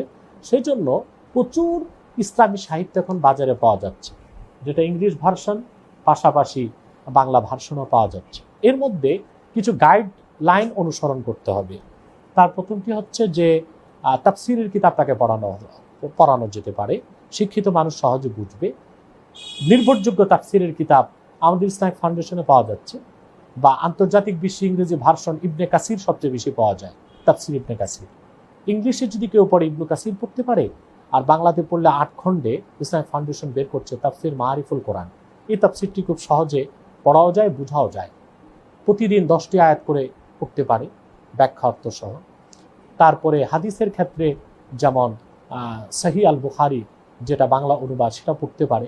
তবে অসংখ্য হাদিস আছে যা সে বুঝবে না, সেটা যোগ্য কোনো আলেমের সংস্পর্শে যে বুঝে নিতে পারে। আর এক্ষেত্রে সাধারণ শিক্ষিতদের জন্য একটি কিতাব লেখা হয়েছে, আল্লামা মনজুর নোমানি, তিনি ভারতের লখনৌতে অনেক বড় মাপের আলেম ছিলেন। মাআরিফুল হাদিস নামে তিনি প্রায় 13 খণ্ডে সাধারণ মানুষ যেন হাদিসের জ্ঞান অর্জন করতে পারে একটি হাদিসের কিতাব সংকলন করেছেন। প্রতিটি হাদিস, তার অর্থ ব্যাখ্যা এবং হাদিস থেকে কি শিক্ষা সব উল্লেখ করেছেন তিনি। খুশির খবর হচ্ছে যে বাংলা বাজার এটার বাংলা সংস্করণও পাওয়া যাচ্ছে। এইভাবে কোরআন কারীমের মৌলিক জ্ঞান, হাদিসের মৌলিক জ্ঞান জেনারেল শিক্ষিতরা অর্জন করতে পারে। তবে অবশ্যই বুঝার ক্ষেত্রে একজন গাইড লাগবে। গাইড ছাড়া কোনোদিনও সে ভালোভাবে বুঝতেও পারবে না, সঠিক সিদ্ধান্তে পৌঁছতেও পারবে না। যেহেতু সোশ্যাল মিডিয়াতে অনেকগুলো সুযোগ আছে, এখন ভালো ভালো স্কলারদের বক্তব্য শোনার সুযোগ আছে, বা তাদের কাছে সরাসরি প্রশ্ন করে শেখার সুযোগ আছে। এভাবে জেনারেল শিক্ষিতরা ইসলামের মৌলিক জ্ঞানে দীক্ষিত হতে পারে। আরেকটি প্রশ্ন হচ্ছে যে ছাত্রছাত্রীদেরকে ন্যারো মাইন্ডেড এবং ব্রড মাইন্ডেড হতে বিশেষ করে শিক্ষক শিক্ষিকারা অনেক বেশি ভূমিকা রাখেন। যেই শিক্ষক খুব উদার মনোভাবের, তার স্টুডেন্টরাও কিন্তু সেই মনোভাবের হয়ে ওঠে। অনেক জায়গায় দেখা গেছে যে শিক্ষকের অ্যাটিটিউডটা তার উপর টোটালি কপি হয়ে গেছে, মানে তাকে যেভাবে গাইড করা হয়েছে ঠিক সেভাবেই সে করে উঠেছে। তো এই ক্ষেত্রে যে বর্তমান সিচুয়েশনে দেখা গেছে যে আমরা যেই মাদ্রাসায় পড়াশোনা করছি ঠিক এটাকেই আমরা ভাবছি যে এটাই বোধহয় সহি আর বাকিরা সবাই ভুলের মধ্যে আছে, এরকম একটা মনোভাব অনেকের মধ্যে দেখা যায়। অনেকে দেখা গেছে যে টুপি নিয়ে দেখা যাচ্ছে যে একজন লম্বা টুপি পরছে, দেখা যাচ্ছে এটা দেখার সাথে সাথে মানে এমন মানে ভাবে তাকাইছে মনে হচ্ছে যে না এটা টুপি পরে নাই, বা এমন কিছু একটা মাথায় দিছে যেটা ইসলামের সাথে কোনো সম্পর্কই নেই। এই যে একটা মনোভাব আমরা শিক্ষকরা তৈরি করে দিচ্ছি, উস্তাদরা তৈরি করে দিচ্ছি, তো উস্তাদের ব্যাপারে আপনি কি পরামর্শ দিবেন যেন তারা স্টুডেন্টদের ব্যাপারে খুব যাদের তৈরি করতে যেত তারা ব্রড মাইন্ডেড হিসেবে তৈরি হয়, উদার মনোভাবের তৈরি হয় স্টুডেন্টরা, এই ব্যাপারে শিক্ষকদের কিছু বলুন। হ্যাঁ, সুন্দর প্রশ্ন করেছেন আপনি। তবে আনসারুল হক সাহেব, এই সংকীর্ণতা শুধু মাদ্রাসায় নয়, এই সংকীর্ণতা স্কুলে আছে, কলেজে আছে, বিশ্ববিদ্যালয়ে আছে। দেখুন আমি বলছি দেখুন, স্কুল কলেজ বা যারা ভার্সিটিতে পড়াশোনা করছে তারা মনে করে সব বিদ্যাসাগর, অর্থাৎ তারাই সব বুঝে, তারাই সব জানে। আলেম ওলামাদেরকে তারা আন্ডার এস্টিমেট করার চেষ্টা করে। আবার বিভিন্ন মাদ্রাসা থেকে যারা পড়ে বের হচ্ছে তাদের মধ্যে সংকীর্ণতা একটু পরিলক্ষিত হয়। সেটার জন্য মূলত সত্যিকার অর্থেই একটা কথা আছে, আসাবিয়াত, সম্প্রদায় প্রীতি বা দল প্রীতি, এই জিনিসটি আমাদের মধ্যে গড়ে তোলা হয়। এটা একটা সংকীর্ণতার বড় কারণ। মূলত সব মাদ্রাসায় এটা নেই। আমি যে মাদ্রাসায় পড়াশোনা করেছি, কিছু সময় বাংলাদেশে পড়াশোনা করেছি যে মাদ্রাসায়, তার একটি হচ্ছে দারুর রাশাদ।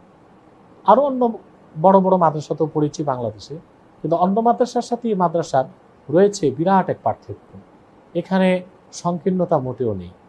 এখানে আমি দেখেছি যিনি প্রিন্সিপাল ছিলেন মৌলানা সালমান সাহেব, তিনি সবসময় আমাকে আপনি বলে ডাকতেন। আমি তার ছাত্র ছিলাম, কিন্তু উনি প্রায় উর্দুতে কথা বলতেন।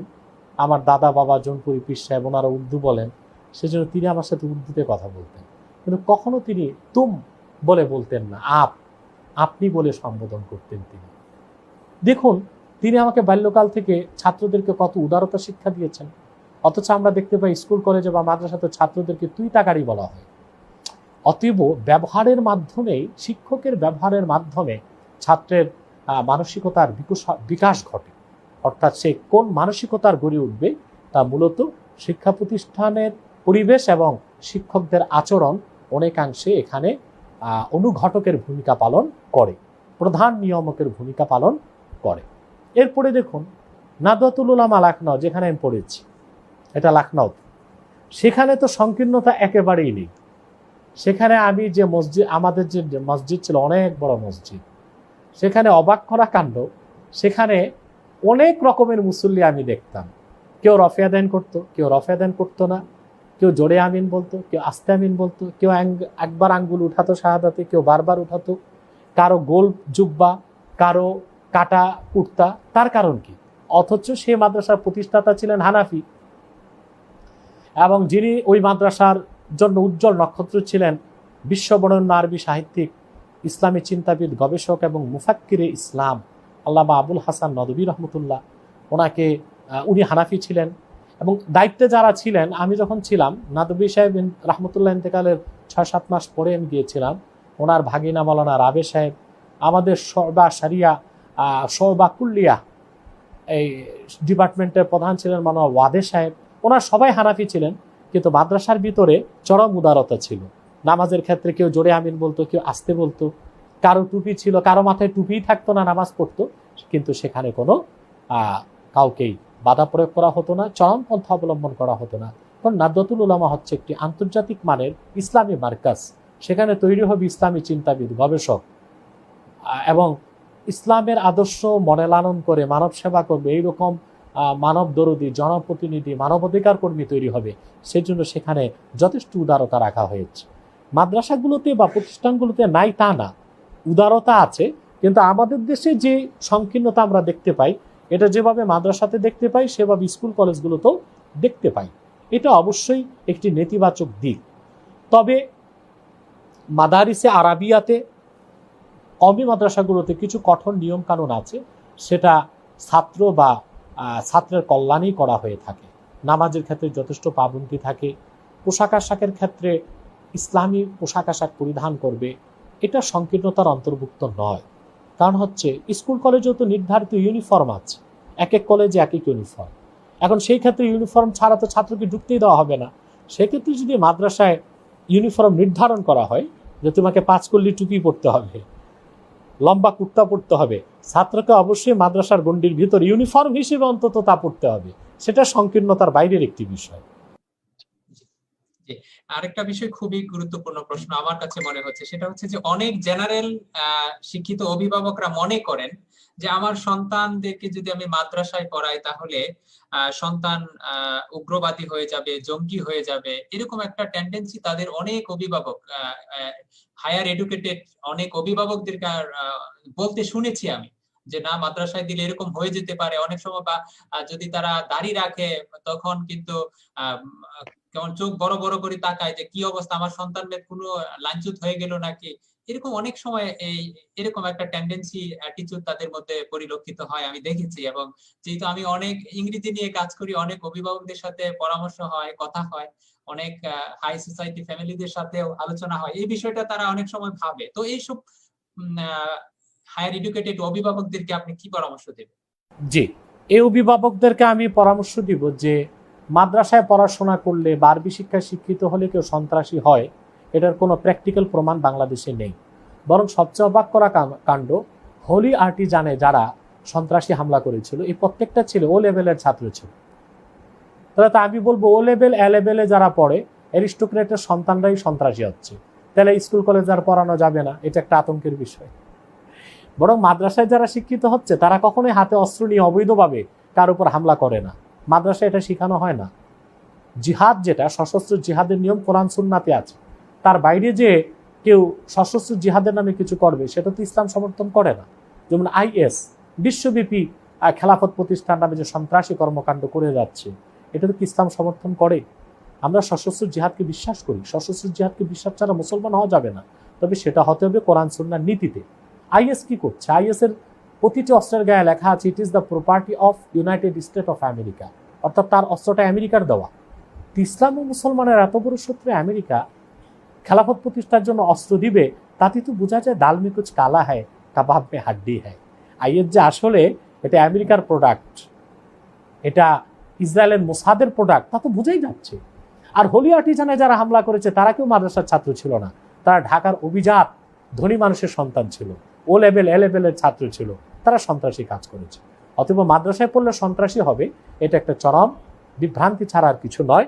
আমি মনে করি ইসলাম বিদ্বেষী শক্তি মিডিয়ার অপপ্রয়োগ করে এই মিথ্যাটিকে আমাদের শিক্ষিত সমাজের মাথায় গেঁথে দিয়েছে।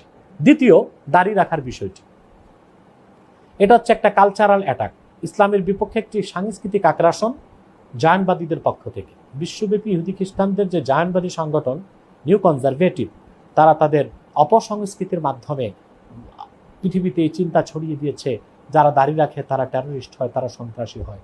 আপনি জানেন ইসরায়েলে যত রাবি আছে, ইহুদি পণ্ডিত, ইহুদি আলেম, তাদের প্রত্যেকের দাড়ি আমাদের মতো ছোট দাড়ি না, 1 হাত লম্বা। 16 ইঞ্চি 18 ইঞ্চি লম্বা দাড়ি রাখে তারা। আর শুধু তাই না, আপনি ভ্যাটিকান সিটির যদি ভিডিও দেখেন, সেখানে পোপ এবং পাদ্রী যারা, তারা টুপি পরিধান করে, জালির টুপি বাংলাদেশে আছে, এরকম টুপি পরিধান করে। অতএব টুপি আর দাড়ি রাখলে কেউ যদি সন্ত্রাসী হয়, ইহুদি খ্রিস্টানদেরকেও সন্ত্রাসী বলতে হবে না। এটা একটা বিভ্রান্তির বা অপসংস্কৃতির আগ্রাসনের শিকার বলবো আমি অভিজাত ওইসব গার্ডিয়ানদেরকে, যারা আপনাকে এই কথাটি বলেছে। আমরা কেন দাড়ি রাখি, টুপি লাগাই? আমরা সুন্নত হিসেবে টুপি পরিধান করি এবং আল্লাহ রসুল সাল্লাল্লাহু আলাইহি ওয়াসাল্লামের সুন্নত হিসেবে দাড়ি রাখি। আমাদের দাড়ি রাখা, টুপি লাগানো, অমুসলিমের দাড়ি রাখা, টুপি লাগানো এক বিষয় নয়। অতএব এই যে অপসংস্কৃতির আগ্রাসনের কারণে অভিভাবকগণ আতঙ্কিত, মাদ্রাসায় পড়ালে সন্ত্রাসী হবে, দাড়ি রাখলে কেউ সন্ত্রাসী মনে করবে, টুপি লাগালে কেউ সন্ত্রাসী মনে করবে। আমি তো দেখেছি পৃথিবীতে যত মাফিয়া সন্ত্রাসী সব দাড়ি চাষা এবং তারা টুপি লাগায় না। এবং পৃথিবীতে বড় বড় যারা প্লেন হাইজ্যাক করছে, তাদের কারো দাড়ি নাই, মাথায় টুপিও নেই। অতএব এই বিভ্রান্তি ধীরে ধীরে আমাদেরকে দূর করতে হবে। এই আমাদের অভিজাত সন্তানদের পিতামাতার মাথায় যে বিষ বাষ্প ঢুকেছে, এটা আমাদের আস্তে আস্তে পরিষ্কার করতে হবে। আশা করি পরিষ্কার হচ্ছে এবং আরো হবে। ধন্যবাদ। আমি আরেকটি বিষয়, আপনি জানেন আমি একটি প্রতিষ্ঠান চালাচ্ছি, মূলত সোশ্যাল মিডিয়াতে আমাকে সেভাবেই চিনে বাচ্চাদের একজন ইংরেজি শিক্ষক হিসেবে। বাচ্চাদের ইংরেজির বেসিক লেভেল ডেভেলপ করতে আমি কাজ করি। এখন আমি ইদানিং একটা সিদ্ধান্ত নিয়েছি যে আমার ছেলের ব্যাপারে তো আপনাকে লাইভ সেশন শুরু করার আগে অনেক কিছু বলেছি, সেই প্রসঙ্গটা আর এখানে আনতে চাচ্ছি না। আমার ছেলেকে আলহামদুলিল্লাহ লক্ষ লক্ষ মানুষ চিনে। তো আমি চাচ্ছি বিশেষ করে কিছু একটা মাদ্রাসা শুরু করার জন্য। আমার যে প্রতিষ্ঠান আছে সেটার পাশাপাশি আমার একটা 5 তলা একটা ভবন হচ্ছে আমাদের, এটা নিজস্ব ভবন। যে ভবনটাতে আমি চাচ্ছি যে একটা আন্তর্জাতিক মানের, আমি একটা কোথাও যেন একটা আর্টিকেল পড়েছিলাম এরকম যে কর্মহীন ধর্ম শিক্ষা আবার ধর্মহীন কর্মশিক্ষা দুটাই ভ্যালুলেস। মানে আমি চাচ্ছি দুটার সমন্বয়ে এমন একটা শিক্ষা ব্যবস্থা যেখানে বাচ্চারা অলরাউন্ডার হিসেবে তৈরি হবে।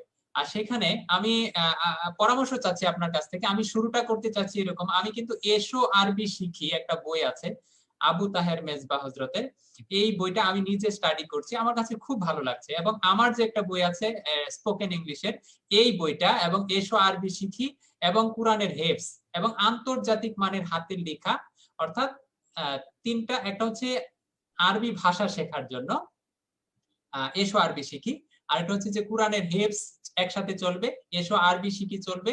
তারপরে আমার যে স্পোকেন ইংলিশের বই আছে, বাচ্চাদেরকে আমি নিজে ইংরেজি ক্লাসটা নিব মাদ্রাসা, অর্থাৎ যে এবং আন্তর্জাতিক মানের হাতের লেখারও একজন ভালো উস্তাদ আছে। তো আমি এই 4টা জিনিস সমন্বয়ে আমি একটা মাদ্রাসা ড্রাইভ করতে চাচ্ছি, যেটা যেন কিডস স্কলার হিসেবে তৈরি হয়। যেরকম আমার বাচ্চা যেরকম সে ডেলিভারি দিতে পারে, দাঁড়িয়ে কথা বলতে পারে, আমি চাচ্ছি যেন ছোট অবস্থা থেকেই যেন সে সেভাবে ঘরে ওঠে, এভাবে চালাতে চাচ্ছি। তো আপনার কাছে এই বিষয়ে পরামর্শ চাচ্ছি যে এই মাদ্রাসাটা আমি প্রতিনিয়ত পরামর্শ নিব আপনাকে, হয়তো এভাবে একটু ডিস্টার্ব করব আপনাকে, যে মাদ্রাসাটা কিভাবে ড্রাইভ করব, আর সেই ব্যাপারে আপনার কাছ থেকে একটু পরামর্শ চাচ্ছি। আপনি প্রথমে আপনার কয়েকটা কথা আমি সংশোধন করে দিচ্ছি, যে আপনার কর্মহীন ধর্মশিক্ষা, ধর্মহীন কর্মশিক্ষাটা আসলে অচল, অকার্যকর। আর কর্মহীন ধর্মশিক্ষাটা অচল অন্য ধর্মের ক্ষেত্রে, কিন্তু কর্মহীন ইসলাম শিক্ষাটা সবসময় সফল। সফলতা কোনটা এটা দেখতে হবে, কোনটি সফলতা। আল্লাহ তাআলা কোরআন কারীমে ইরশাদ করেছেন যে পরকালে যে ব্যক্তি সফলতা লাভ করবে সে প্রকৃত সফল। সফলকে আল্লাহ তাআলা কোরআন কারীমে বলেছেন ইন্নাল ইনসানা লাফি খুসর, নিশ্চয়ই মানুষ নিশ্চিত ক্ষতির মধ্যে নিপতিত। ইল্লাল্লাযীনা আমানু ওয়া আমিলুস সালিহাতি ওয়া তাওয়াসাউ বিল হাক্কি ওয়া তাওয়াসাউ বিস সাবর, তারা ছাড়া যারা ঈমান এনেছে, নেক আমল করে, পরস্পর পরস্পরকে সত্যের দাওয়াত দেয় এবং পরস্পর পরস্পরকে ধৈর্যের উপদেশ দেয়। তাহলে বোঝা যাচ্ছে যে কর্মহীন ইসলাম শিক্ষা সফল। তবে ইসলাম শুধু আখেরাতের জন্য নয়, ইসলাম হচ্ছে যে ইসলামপন্থীগণ পৃথিবীকে নিয়ন্ত্রণ করবে, পৃথিবীতে সুখ শান্তি প্রতিষ্ঠিত করবে। মুসলমান শুধু নিজের জন্য নয়, মুসলমান শুধু আখেরাতের জন্য নয়। আল্লাহ পাক কোরআন কারীমে বলেছেন কুনতুম খায়রা উম্মাতিন উখরিজাত লিন-নাস, তোমরাই সর্বশ্রেষ্ঠ জাতি, তোমাদেরকে বের করা হয়েছে গোটা মানব জাতির কল্যাণে।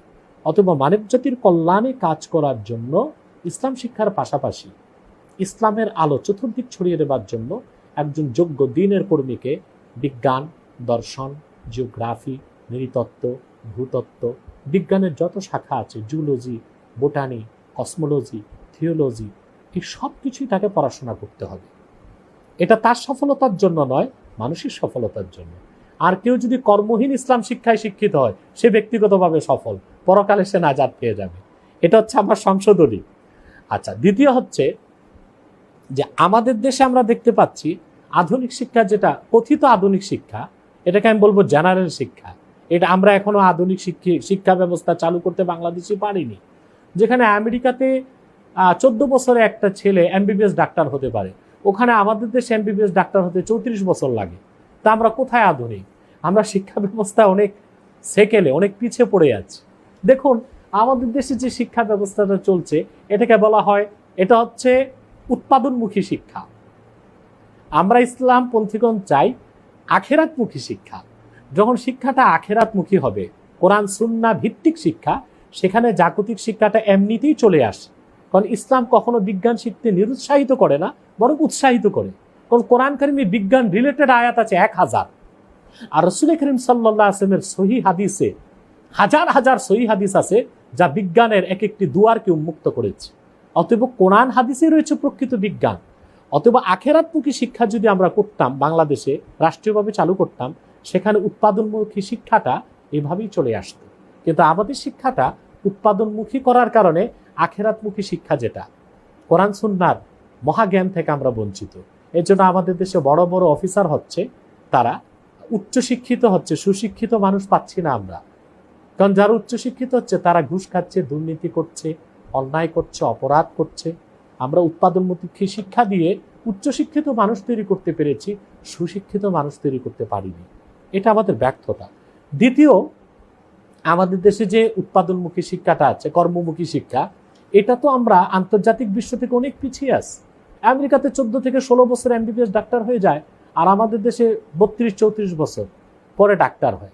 যখন ডাক্তার সাহেব চেম্বার খুলে, তখন তার ডেট এক্সপায়ার, তার জীবনের অর্ধেক চলে গেছে। বিয়ে করতে করতে তো চুল পেকে যায়। তার মানে কর্মমুখী বা আধুনিক শিক্ষাটাকে আমরা আধুনিক করতে পারি না। এটা আমাদের অনেক বড় ব্যর্থতা। আমি আপনাকে একটা ছোট্ট মজার ঘটনা বলছি। আমাদের দরবার শরীফ যে এখানে বসে আছি আমি, ঠিক তার আপনার দক্ষিণ দিকে, 100 গজ দক্ষিণ দিকে একটা ফ্ল্যাট আছে, 4 তলা ভবনে একজন লোক থাকেন। এই লোকটি পাশে এক গার্মেন্টসে চাকরি করে।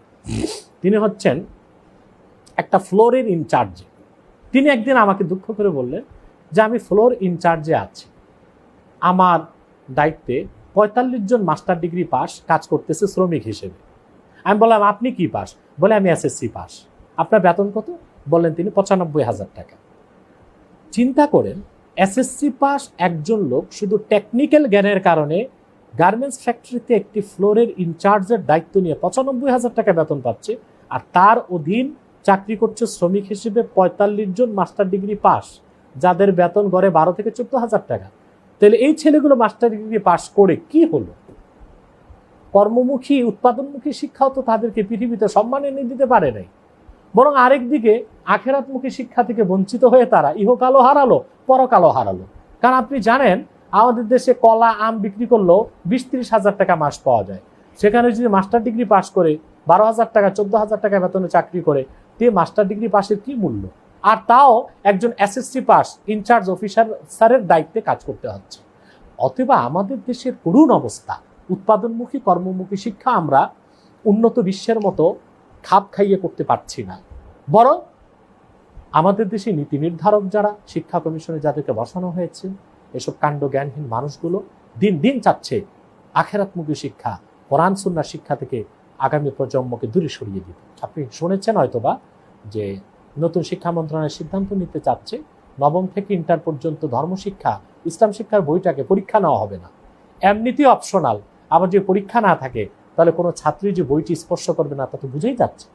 ঠিক এই মুহূর্তে আপনার মতো ইসলামপন্থীগণ চিন্তা করেছেন যে একমুখী শিক্ষা চালু করবেন, যেখানে সন্তান আরবি ভাষায় অভিজ্ঞ হবে, ইংরেজি ভাষায় অভিজ্ঞ হবে, বাংলা ভাষায় অভিজ্ঞ হবে। এটা একটা মহতী উদ্যোগ। কিন্তু এটা কিভাবে করবেন আপনি? যেহেতু শিক্ষা মন্ত্রণালয় এবং বর্তমান কারিকুলাম ব্যবস্থা আপনাকে সমর্থন দিবে না, আপনাকে আমাদের নীতি গ্রহণ করতে হবে। আমাদের যে প্রতিষ্ঠান আলহামদুলিল্লাহ সফলভাবে আমরা ইসলাম শিক্ষা ও জেনারেল শিক্ষাকে একত্রিত করেছি, অলিখিতভাবে অঘোষিতভাবে। সেটা কিভাবে? আমাদের এখানে যারা ভর্তি হয় 6 বছরে দাওরায়ে হাদিস করতে পারে। শর্ত হচ্ছে তাদেরকে দাখিল পাস হতে হবে, এসএসসি পাস হতে হবে, হাফেজে কোরআন হতে হবে। এদেরকে আসার পর আছে আমার নেটে আছে, এখন যে এসএসসি পাস করে আসে, দাখিল পাস করে আসে, হাফেজে কোরআন, তাকে আমরা ফার্স্ট ইয়ারে ভর্তি নেই, সে আমাদের এখানে 10 বছর পড়ে। পাশাপাশি তাদেরকে আরেকটি ফর্ম ভুক্ত করাই, আমরা রেজিস্ট্রেশন করাই যে সে আলিয়া মাদ্রাসাতে সময় মতো আলেম পরীক্ষা দিবে, ফাজেল পরীক্ষা দিবে। তখন আমার অধিকাংশ ছাত্রকে আমি আলেমের পর অনার্সে ভর্তি করিয়ে দিই, বিআইইউতে এখানেই ভর্তি করিয়ে দিই। তারা আমার এখানে 6 বছরে দাওরা পাস করার পাশাপাশি আরেক দিক দিয়ে অনার্স পাস করে, মাস্টার পাস করে বের হচ্ছে।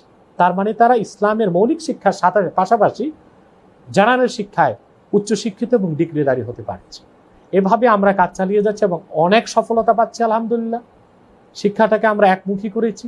এখন আপনাকেও আমাদের ফর্মুলাতে এগিয়ে যাবার জন্য আমি বলবো, আপাতত বা প্রাথমিকভাবে আপনি যে সিদ্ধান্ত নিয়েছেন এটাই খুব একটি জুৎসই একটি পদ্ধতি আপনি গ্রহণ করেছেন বলে আশা করি। বাকিটা আপনি চালিয়ে যান, আমি আপনাকে নৈতিকভাবে সহযোগিতা করে যাব ইনশাআল্লাহ। এখন শেষ পর্যায়ে একেবারে আমরা অনেক সময় দিয়েছেন আলহামদুলিল্লাহ। আমি খুব আক্ষেপ নিয়ে খুব হৃদয়ের গহীন থেকে দুটি কথা বলবো। আমি বলতে চাচ্ছি যে এই মুহূর্তে আমি যে কথাটা বলবো এটা আমি চেয়েছিলাম যে প্রোগ্রামের শুরুতেই বলবো, তো তারপরও যারা আমাদের সাথে এখনো কানেক্টেড আছেন, আমি বলতে চাচ্ছি যে আজকে আলেম সমাজের যে বিভাজন, এটা আমাকে খুব বেশি ব্যথিত করে। শুধু আমি না, শত শত না, লক্ষ লক্ষ সাধারণ মানুষকে। এখন আমি চাচ্ছি যে এই বিভিন্ন ঘরানার বিভিন্ন মত তরিকার বা বিভিন্ন যারা এক এক লাইনে আছেন তাদেরকে আমি মানে কোনো একটা দিন মানে এরকম যে এখন আপনি আমার সামনে আছেন, আমি চাচ্ছি যে এরকম কমপক্ষে 10 জন আলেমকে আমি, হোক সেটা 2 বছর 3 বছর 4 বছর 5 বছর পরে হোক, আমি এক দস্তরখানায় বসিয়ে আমি এক সন্ধ্যা খাবার খাওয়াতে চাই। এটা আমার খুব মানে হৃদয়ের একটা টান। এবং তাদের টাইমিং যদি না মিলে আমি হেলিকপ্টার সারাদিনের জন্য ভাড়া করে নিব এবং তাদেরকে টাইমিং ম্যাচিং করার জন্য তাকে একসাথে দুপুরে লাঞ্চে এক দস্তরখানায় বসিয়ে দিব। এবং সেটার জন্য মানে আমার দিলের একটা আকাঙ্ক্ষা, যদি আমি এরকম একটা অবস্থায় দেখতে পারতাম যে এরকম ভাবে আপনাদের মতো সকল উলামায়ে কেরাম একই দস্তরখানা বসে খাবার খাচ্ছে এবং এরকম একটা সেশনের আয়োজন যদি আমি আমার জীবদ্দশায় করতে পারতাম, তাহলে আমার কাছে মনে হচ্ছে যে আমি জীবনে মনে হতো যে আমি সবচাইতে সাকসেসফুল একজন মানুষ। এটা আমার খুব ইচ্ছে হয় এবং এটা আমার সব সময় লালন করি। অনেক সময় আমি মানুষের কাছে এই কথা বলিও বারবার যে আমি যদি পারতাম এই জিনিসটা। তো আজকে আপনার কাছে আক্ষেপ নিয়ে বললাম, যদি আপনি সহযোগিতা করেন, আপনি যদি আমার দাওয়াত কবুল করেন, ইনশাআল্লাহ আমার দিলের একটা আকাঙ্ক্ষা তামান্না যে আমি আপনি কবুল করলে অন্যরা করবে এবং কি যতজনকে পারি আমি আমার বাসায় নিয়ে আসবো। এবং সেটা কোনো তাফসীর মাহফিল না, গতানুগতিক কোনো মাহফিল হবে না, শুধু দস্তরখানায় বসে একজন আরেকজনের মুখ দেখে খাবারটা খাবো না, আর আমি তাকিয়ে তাকিয়ে দেখবো। আল্লাহ তাআলা আপনার এই স্বপ্নকে পূরণ করুক। আর আমি হেলিকপ্টার ব্যবস্থাটা আমি করবো ইনশাআল্লাহ, আপনাকে করতে হবে না। আপনি সেই উদ্যোগ গ্রহণ করুন।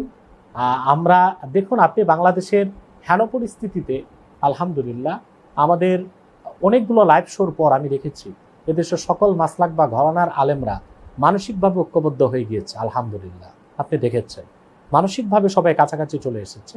এটা একটা বড় ইতিবাচক দিক। আশা করি সামনে এই ঐক্য আরো দৃঢ় হবে।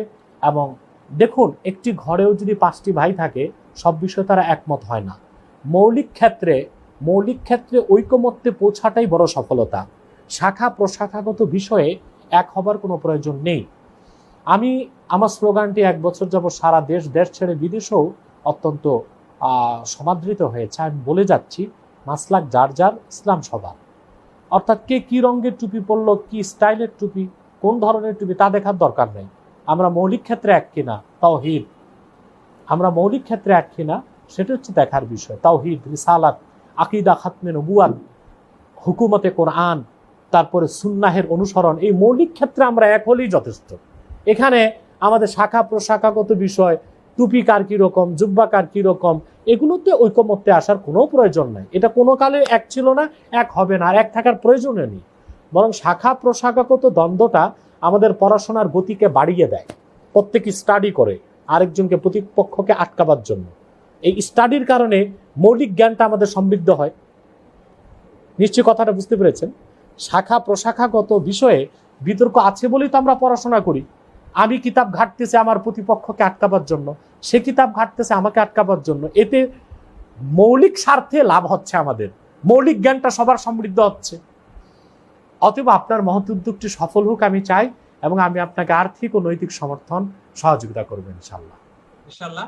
এবং আমি কিন্তু আপনার কাছ থেকে এইটা আমি লাইভ সেশনে এবং আমি ক্যাপশনের মাঝে এটা লিখেছিলাম যে একটা স্পেশাল বিষয়, সিক্রেট একটা বিষয় রয়ে গেল, এটা আমরা লাইভ সেশনেই বলবো, এটা গোপন রয়ে গেল। ঠিক আছে, তো এই বিষয়টাই ছিল আমাদের, যে আমি কমপক্ষে 10 জন উলামায়ে কেরামকে যে আমি দাওয়াত করতে চাই, এবং সেখানে যদি তাদের অনেক ব্যস্ত, আমি জানি আপনাদের মতো মানুষ যারা অনেক শিডিউল মেনটেন করতে হয়, সেই শিডিউল মেনটেন করার ক্ষেত্রে যদি কোনো ধরনের এমনও অবস্থা হয় যে আসলে শিডিউলটা করা যাচ্ছে না, অল্প সময়ের জন্য আমরা লিভ দিব, পিক করবো হেলিকপ্টারে, তারপরেও আমি চাই না। আলহামদুলিল্লাহ আল্লাহ পাক আমাকে সেই তৌফিক দিয়েছেন। ঠিক আছে, আলহামদুলিল্লাহ। আমার কিছুই ছিল না, এখন আল্লাহ পাক অনেক কিছু দিয়েছেন আপনাদের দোয়ায়। আলহামদুলিল্লাহ লক্ষ লক্ষ মানুষ চিনে আমাকে, এবং আমার নিজস্ব ভবন হচ্ছে, নিজস্ব জায়গা কিনেছি প্রতিষ্ঠান করার জন্য, আলহামদুলিল্লাহ। তো আপনি যেহেতু কবুল করেছেন, এবং একটা আপনার মুখ থেকে আজকের এই লাইভ সেশন এলো, আমার মনে হয় এখন মানুষ অনেক বেশি কানেক্টেড হচ্ছে, এবং এটা আমরা কাট করে এই ভিডিওটা আবার পোস্ট করব, যে আপনি আমার দাওয়াতটা কবুল করেছেন, এবং আমি বাকিদেরকেও আমি দাওয়াতে সেই তারিখটা জানিয়ে দিব, এবং সেই তারিখে একই দস্তরখানায় বসিয়ে আমরা খাবার খাওয়াবো ইনশাআল্লাহ। ইনশাআল্লাহ আপনার মুখ থেকে আমি একটা তারিখ আমি আজকেই চাচ্ছি, এবং আপনি সেটা হোক 2 বছর পরে, সেটা 3 বছর পরে হোক। আমি ইনশাআল্লাহ লকডাউন উঠে যাক, ঈদের পরে জি দেশের স্বাভাবিক পরিবেশে আপনাকে যে কোনো দিন সময় দিব ইনশাআল্লাহ। ইনশাআল্লাহ। এখন আমরা কিন্তু একটা সার্টেন একটা ডেট, কিন্তু আমরা সেটা লং টাইম পরে হোক, আমি আজকের এই লাইভ সেশনে আপনার কাছ থেকে চাচ্ছি, আপনার মুখে আজকে যদি বলেন, আমি সত্যি আমি মন থেকে এতটা বেশি খুশি হব, যেটা এটা আমি বলে বোঝাতে পারবো না। যদি আপনি সেটা 1 বছর পরে, 2 বছর পরে হোক, এমন একটা ডেট আপনি দিবেন যে ডেটে আপনি আসবেন আমার এখানে, এবং আমি আরো বাকি উলামায়ে কেরামের সাথে আমি আলোচনা করি, তাদেরকে আমি মনে হয় একটু ডায়েরিটা দেখতে হবে। আমি দ্রুত আপনাকে ডেটটা জানাবো, এবং সেটা আপনি প্রচার করে দিবেন, আমাদের মিডিয়া প্রচার করবে ইনশাআল্লাহ, সেটা ব্যাপক প্রচারিত হবে। জি জি, এটা মানে এমন ভাবে হবে যে এটা একটা বৃহৎ একটা কিছু হবে, আর এটা আমার জীবনের একটা বড় সার্থকতা হবে। আমার মতো নগণ্য মানুষ, আমি খুবই ছোট মানুষ, আর আমি যদি এই কাজটা করতে পারি, তাহলে আমি নিজেকে সাকসেসফুল মনে করবো ইনশাআল্লাহ। তাহলে আমি কিন্তু আপনার কাছ থেকে ডেট পাচ্ছি খুব শীঘ্রই, আপনি ডায়েরি দেখে, এবং সেটা আমি ভার্চুয়ালি প্রচার করবো সেই ডেটটা ইনশাআল্লাহ। আপনি তো আজকের মতো এখানে শেষ দিচ্ছি। তো আমি আপনাকে একেবারে ডাইরেক্ট বলেছি, কারণ আমি খুবই আবেগী হয়ে গেছি আপনাকে পেয়ে, তো যে কারণে আমি তারিখটা চেয়েছি, এবং আপনি বলেছেন তারিখ আপনি শিডিউল দিবেন ডায়েরি দেখে ইনশাআল্লাহ। ঠিক আছে, তাহলে আজকে আমরা এখানেই শেষ করতে পারি। তো আমার প্রতি তো আপনার কোনো ক্ষোভ নেই, রাগ করেননি? কোনো ক্ষোভ নেই, এবং আপনার জন্য আমার স্নেহ আরো বেড়ে গিয়েছে। আলহামদুলিল্লাহ, আলহামদুলিল্লাহ। আখির দাওয়ানা আলহামদুলিল্লাহি রাব্বিল আলামিন। আসসালামু আলাইকুম ওয়া রাহমাতুল্লাহি তাআলা ওয়া বারাকাতুহু। জি জি, দর্শক মণ্ডলী, আপনারা যারা আমাদের সাথে ছিলেন সকলকে অসংখ্য ধন্যবাদ জানিয়ে আজকের মতো এখানেই শেষ দিচ্ছি। আমাদের সাথেই থাকবেন ইনশাআল্লাহ। পরবর্তীতে আমরা ডেটটাও জানবো হুজুরের কাছ থেকে, আমরা ভার্চুয়ালি প্রকাশ করবো ইনশাআল্লাহ। সে পর্যন্ত সকলে সশস্থানে আল্লাহ পাক আপনাদের ভালো রাখুন। আসসালামু আলাইকুম ওয়া রাহমাতুল্লাহি ওয়া বারাকাতুহু।